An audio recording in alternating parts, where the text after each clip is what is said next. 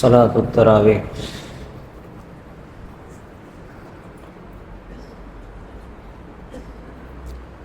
الله أكبر.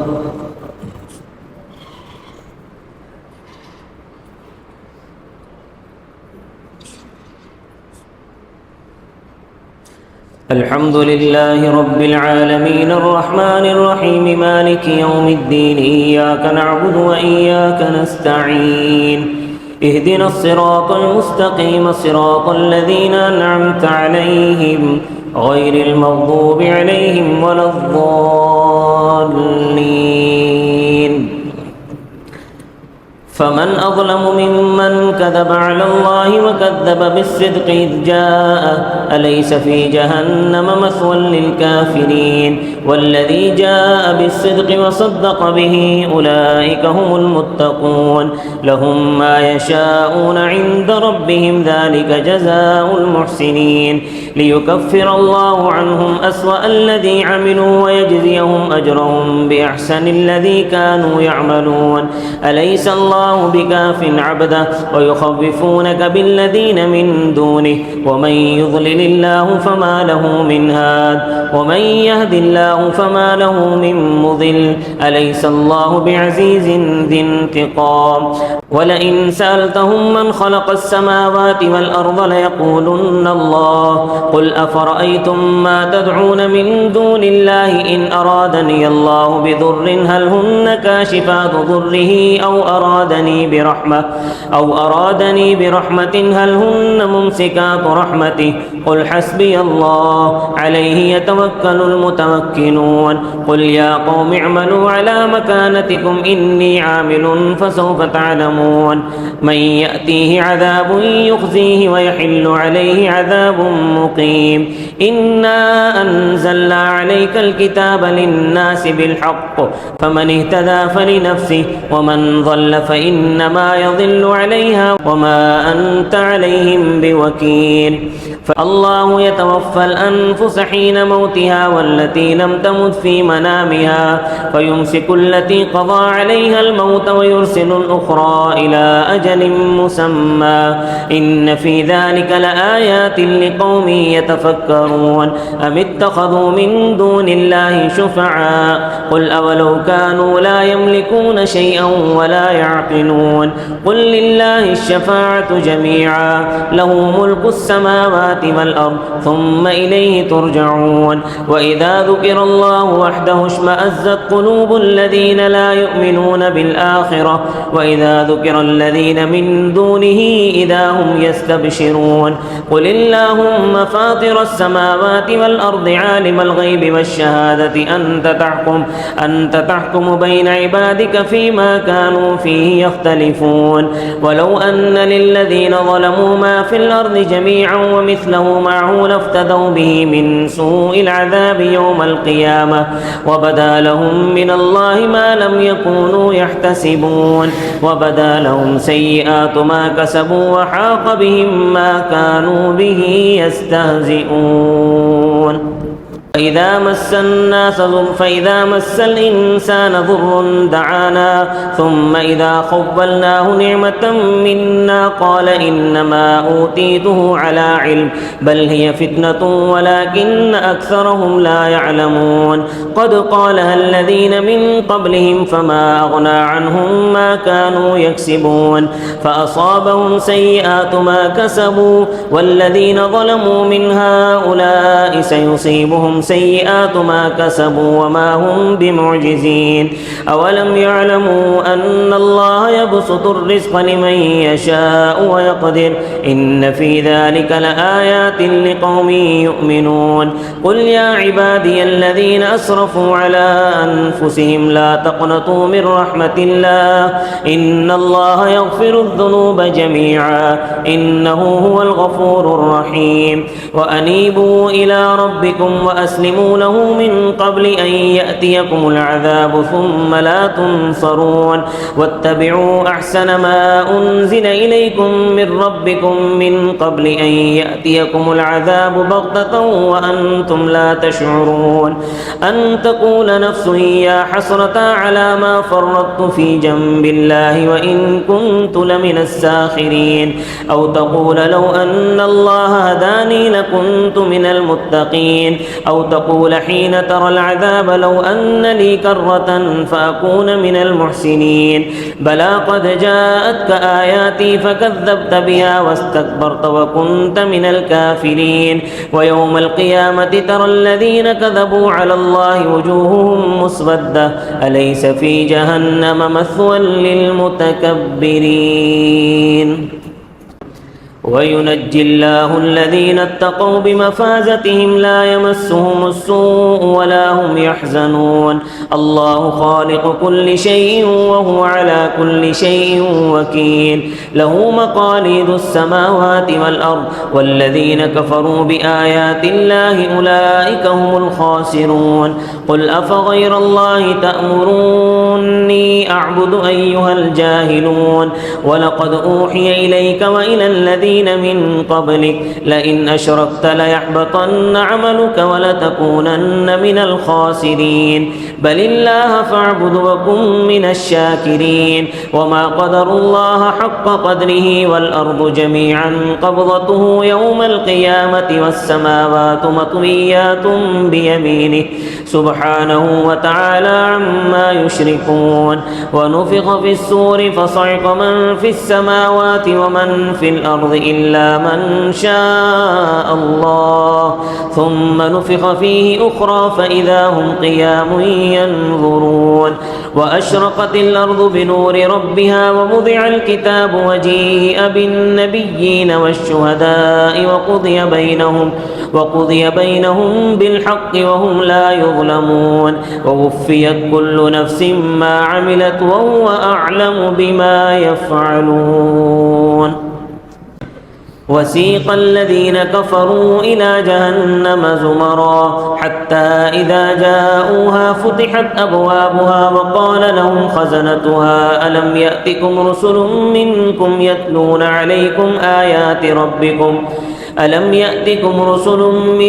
يتلون عليكم آيات ربكم وينذرونكم لقاء يومكم هذا قالوا بلى ولكن حقت كلمة العذاب على الكافرين قيل ادخلوا أبواب جهنم خالدين فيها فبئس مثوى المتكبرين وسيق الذين اتقوا ربهم إلى الجنة زمرا حتى إذا جاءوها وفتحت أبوابها وقال لهم خزنتها سلام عليكم طبتم فادخلوها خالدين وقالوا الحمد لله الذي صدقنا وعده وأورثنا الأرض نتبوأ من الجنة حيث نشاء فنعم أجر العاملين وترى الملائكة حافين من حول العرش يسبحون بحمد ربهم وقضي بينهم بالحق وقيل الحمد لله رب العالمين حميم تنزيل الكتاب من الله العزيز العليم غافر الذنب وقابل التوب شديد العقاب ذي الطول لا إله إلا هو إليه المصير ما يجادل في آيات الله إلا الذين كفروا فلا يغررك تقلبهم في البلاد كذبت قبلهم قوم نوح والأحزاب من بعدهم وهمت كل أمة برسولهم ليأخذوه وجادلوا بالباطل ليدحضوا به الحق فأخذتهم فكيف كان عقاب وكذلك حقت كلمة ربك على الذين كفروا أنهم أصحاب النار الذين يحملون العرش ومن حوله يسبحون بحمد ربهم ويؤمنون به ويستغفرون للذين آمنوا ربنا وسعت كل شيء رحمة وعلما فاغفر للذين تابوا واتبعوا سبيلك وقهم عذاب الجحيم ربنا وادخلهم جنات عدن التي وعدتهم ومن صلح من آبائهم وأزواجهم وذرياتهم إنك أنت العزيز الحكيم وقهم السيئات ومن تق السيئات يومئذ فقد رحمته وذلك هو الفوز العظيم إن الذين كفروا ينادون لمقت الله أكبر من مقتكم أنفسكم إذ تدعون إلى الإيمان فتكفرون قالوا ربنا أمتنا اثنتين وأحييتنا اثنتين فاعترفنا بذنوبنا فهل إلى خروج من سبيل ذلكم بأنه إذا دعي الله وحده كفرتم وإن يشرك به تؤمنوا فالحكم لله العلي الكبير هو الذي يريكم آياته وينزل لكم من السماء رزقا وما يتذكر إلا من ينيب فادعوا الله مخلصين له الدين ولو كره الكافرون رفيع الدرجات ذو العرش يلقي الروح من أمره على من يشاء من عباده لينذر يوم التلاق يوم هم بارزون لا يخفى على الله منهم شيء لمن الملك اليوم لله الواحد القهار اليوم تجزى كل نفس بما كسبت لا ظلم اليوم إن الله سريع الحساب وأنذرهم يوم الآزفة إذ القلوب لدى الحناجر كاظمين ما للظالمين من حميم ولا شفيع يطاع يعلم خائنة الأعين وما تخفي الصدور والله يقضي بالحق والذين يدعون من دونه لا يقضون بشيء إن الله هو السميع البصير أولم يسيروا في الأرض فينظروا كيف كان عاقبة الذين كانوا من قبلهم كانوا هم أشد منهم قوة وآثارا في الأرض فأخذهم الله بذنوبهم وما كان لهم من الله من واق ذلك بأنه كانت تأتيهم رسلهم بالبينات فكفروا فأخذهم الله إنه قوي شديد العقاب ولقد أرسلنا موسى بآياتنا وسلطان مبين إلى فرعون وهامان وقارون فقالوا ساحر كذاب فلما جاءهم بالحق من عندنا قالوا اقتلوا أبناء الذين آمنوا معه واستحيوا نساءهم وما كيد الكافرين إلا في ضلال وقال فرعون ذروني أقتل موسى وليدع ربه إني أخاف أن يبدل دينكم أو أن يظهر في الأرض الفساد وقال موسى إني عذت بربي وربكم من كل متكبر لا يؤمن بيوم الحساب وقال رجل مؤمن من آل فرعون يكتم إيمانه أتقتلون رجلا أن يقول ربي الله وقد جاءكم بالبينات من ربكم وإن يك كاذبا فعليه كذبه وإن يك صادقا يصبكم بعض الذي يعدكم إن الله لا يهدي من هو كاذب كفار لو أراد الله أن يتخذ ولدا لاصطفى مما يخلق ما يشاء سبحانه هو الله الواحد القهار خلق السماوات والأرض بالحق يكبر الليل على النهار ويكبر النهار على الليل وسخر الشمس والقمر كل يجري لأجل مسمى ألا هو العزيز الغفار خلقكم من نفس واحدة ثم جعل منها زوجها وأنزل لكم من الأنعام 8 أزواج يخلقكم في بطون أمهاتكم خلقا من بعد خلق في ظلمات 3 ذلكم الله ربكم له الملك لا إله إلا هو فأنى تؤفكون إن تكفروا فإن الله غني عنكم وقال رجل مؤمن من آل فرعون يكتم إيمانه أتقتلون رجلا أن يقول ربي الله وقد جاءكم بالبينات من ربكم وإن يك كاذبا فعليه كذب كذبه وإن يك صادقا يصبكم بعض الذي يعدكم إن الله لا يهدي من هو مسرف كذاب يا قوم لكم الملك اليوم ظاهرين في الأرض فمن ينصرنا من بأس الله إن جاءنا وقال فرعون ما أريكم إلا ما أرى وما أهديكم إلا سبيل الرشاد وقال الذي آمن يا قوم إني أخاف عليكم مثل يوم الأحزاب مثل دأب قوم نوح وعاد وثمود والذين من بعدهم وما الله يريد ظلما للعباد ويا قوم إني أخاف عليكم يوم التنادي يوم تولون مدبرين ما لكم من الله من عاصم ومن يضلل الله فما له من هاد ولقد جاءكم يوسف من قبل بالبينات فما زلتم في شك مما جاءكم به حتى إذا هلك قلتم لن يبعث الله من بعده رسولا كذلك يضل الله من هو مسرف مرتاب الذين يجادلون في آيات الله بغير سلطان أتاهم كبر مقتا عند الله وعند الذين آمنوا كذلك يطبع الله على كل قلب متكبر جبار وقال فرعون يا هامان ابن لي صرحا لعلي أبلغ أسباب السماوات فأطلع إلى إله موسى وإني لأظنه كاذبا وكذلك زين لفرعون سوء عمله وصد عن السبيل وما كيد فرعون إلا في تباب وقال الذي آمن يا قوم اتبعون أهدكم سبيل الرشاد يا قوم إنما هذه الحياة الدنيا متاع وإن الآخرة هي دار القرار من عمل سيئة فلا يجزى إلا مثلها ومن عمل صالحا من ذكر أو أنثى وهو مؤمن فأولئك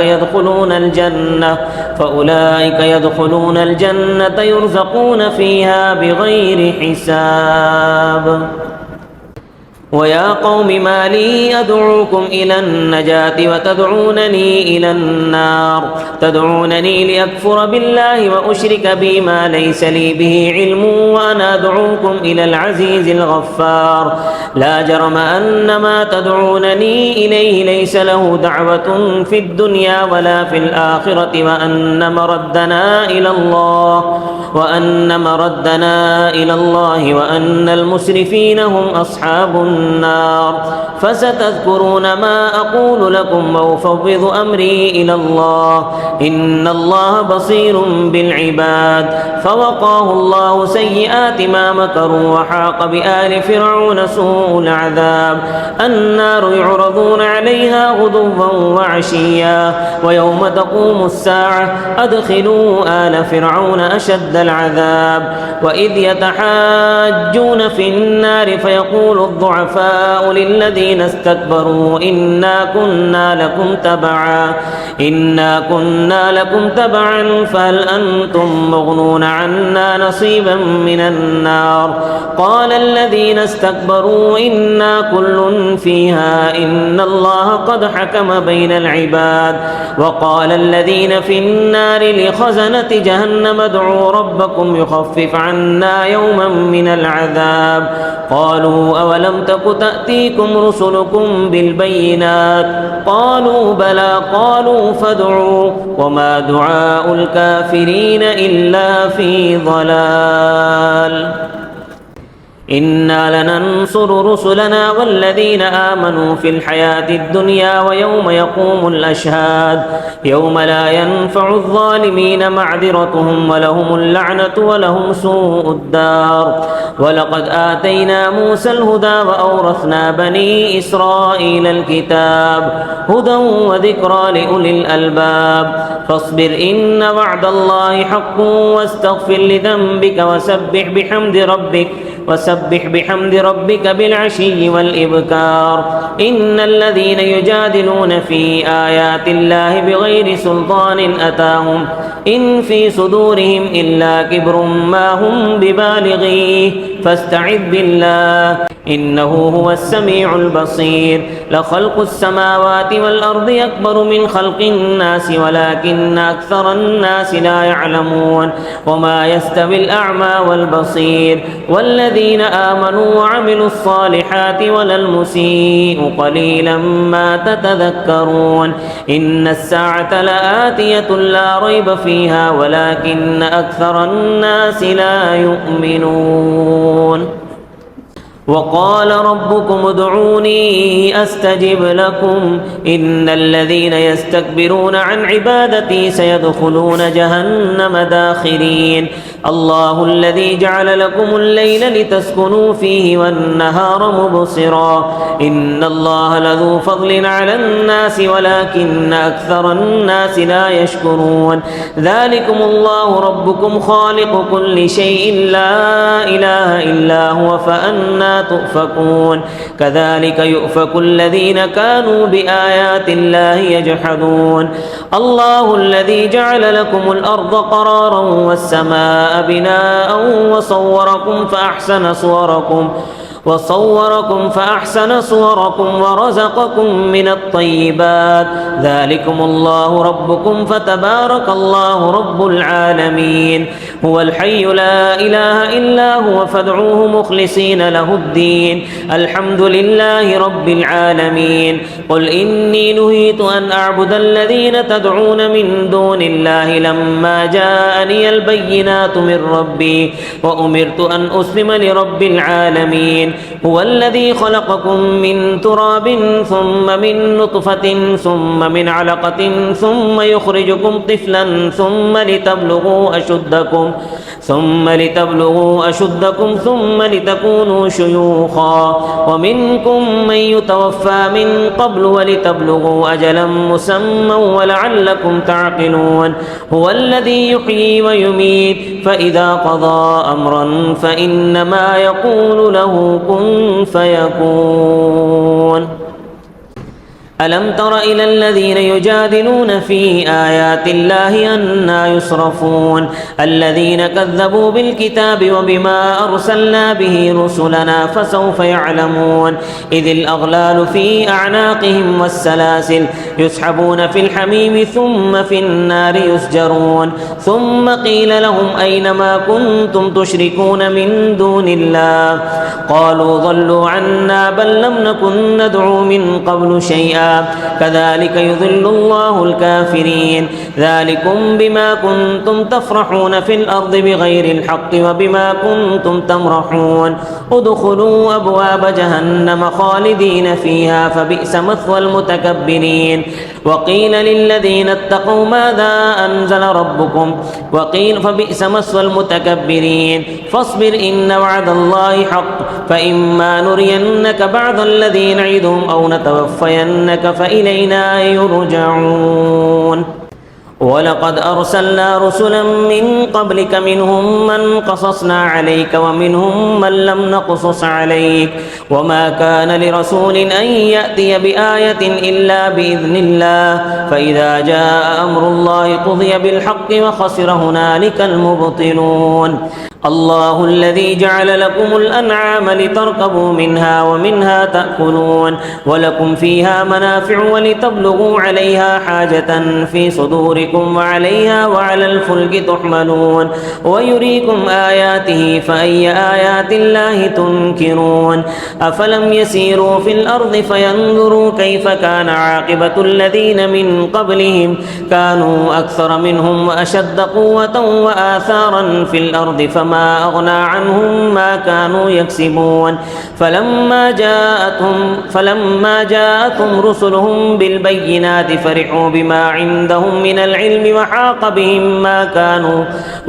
بهم ما كانوا به يستهزئون فلما رأوا بأسنا قالوا آمنا بالله وحده وكفرنا بما كنا به مشركين فلم يك ينفعهم إيمانهم لما رأوا بأسنا سنة الله التي قد خلت في عباده وخسر هنالك الكافرون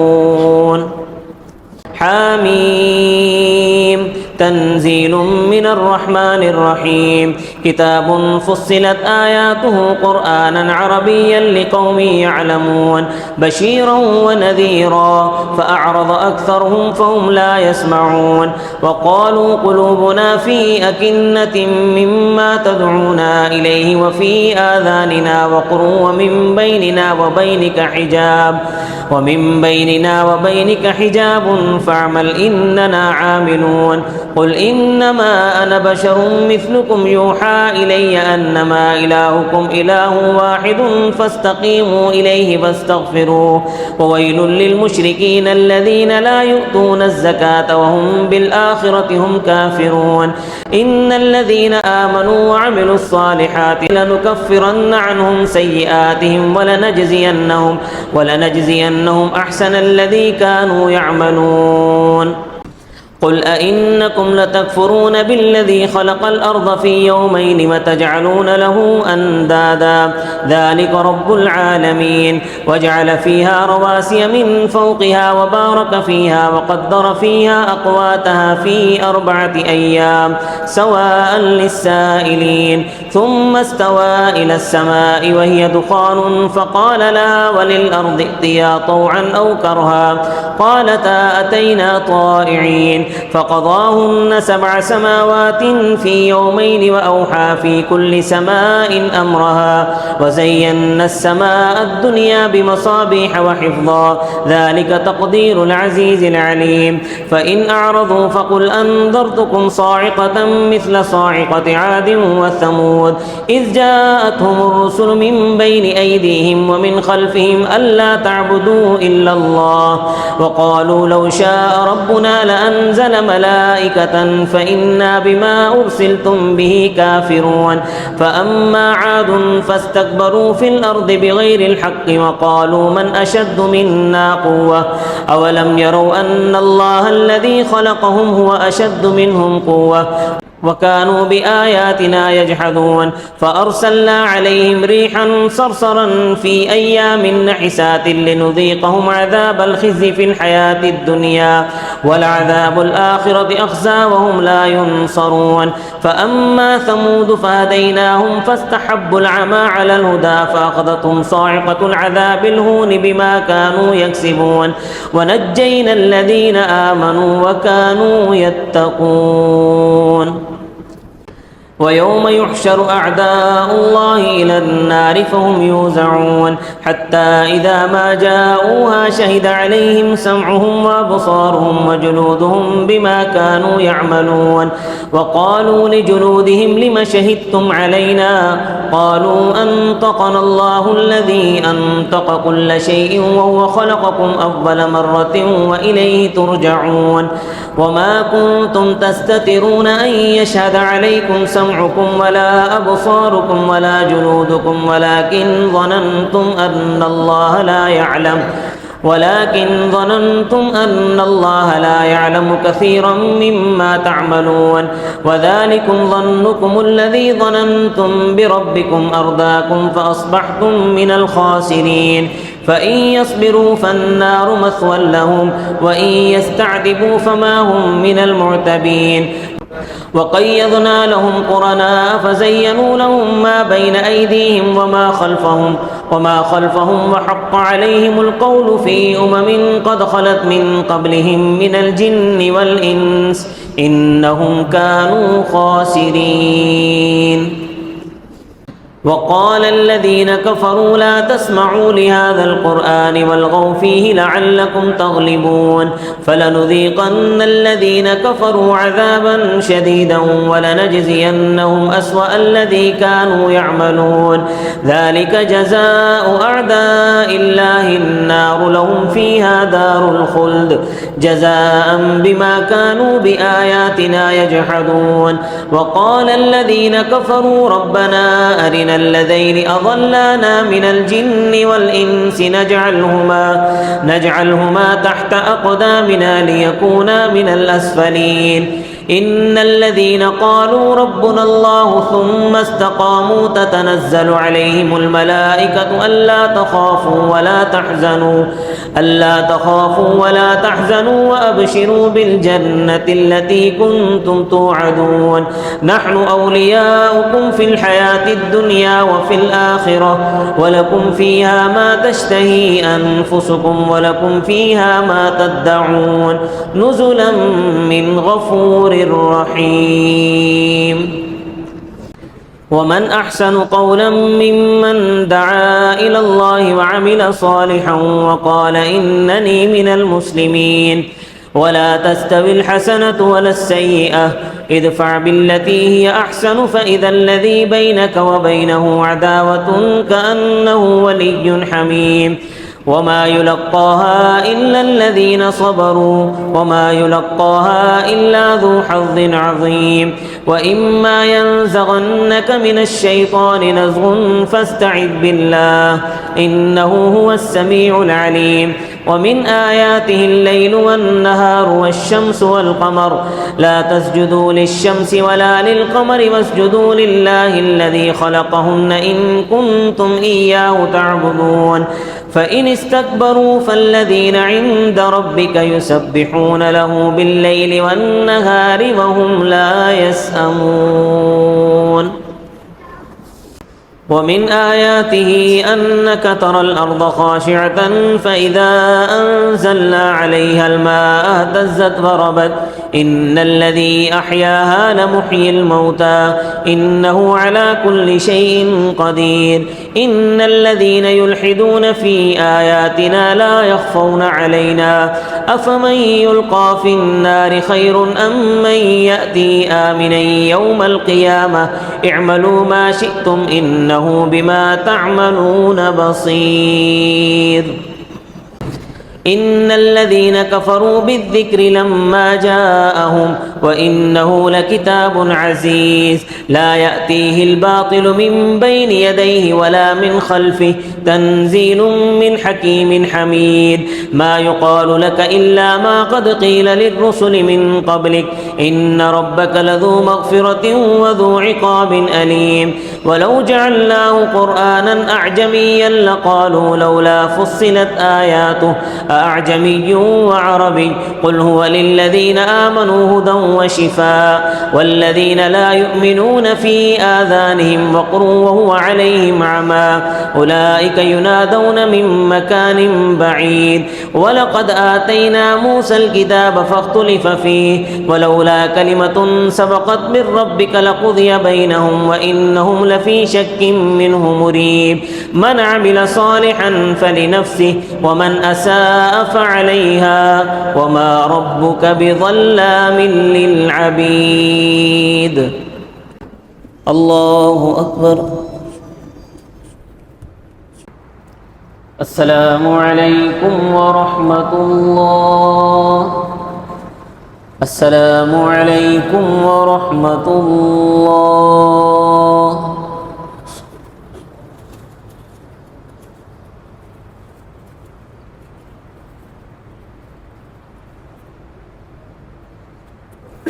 الحمد لله رب العالمين والصلاة والسلام على سيد المرسلين اللهم أنت السلام ومنك السلام تبارك يا ذا الجلال والإكرام ربنا ظلمنا أنفسنا وإن لم تغفر لنا وترحمنا لنكونن من الخاسرين ربنا تقبل منا إنك أنت السميع العليم وتب علينا إنك أنت التواب الرحيم وصلى الله تعالى على خير خلقه محمد وعلى آله وأصحابه أجمعين برحمتك يا أرحم الراحمين